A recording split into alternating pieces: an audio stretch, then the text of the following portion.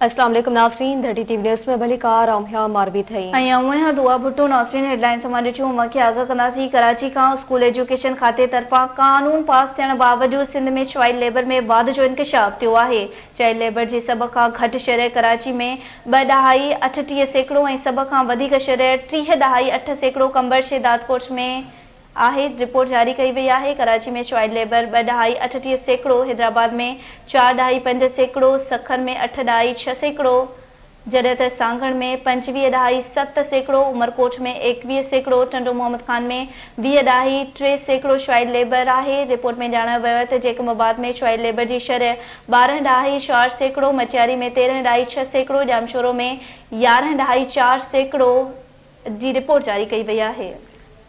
वाक़ई ख़बर ॾियूं पिया। स्कूल एजुकेशन खाते तरफ़ा कानून पास थियण बावजूद सिंध में चाइल्ड लेबर में वाध जो इंकशाफ थियो आहे। चाइल्ड लेबर जे सब खां घटि शरह कराची में 2.38% ऐं सब खां वधीक शरह 3.8% कंबर शेदादकोट में आहे।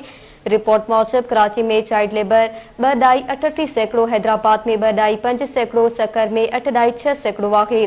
सागर में 25.7%, उमरकोट में 21%, टंडो मोहम्मद खान में 20.3% चाइल्ड लेबर आहे। रिपोर्ट में चए पियो त जैकबाबाद में चाइल्ड लेबर की शरह 12.4%, मटियारी में 13.6%, जामशोरो में 11.4% आहे।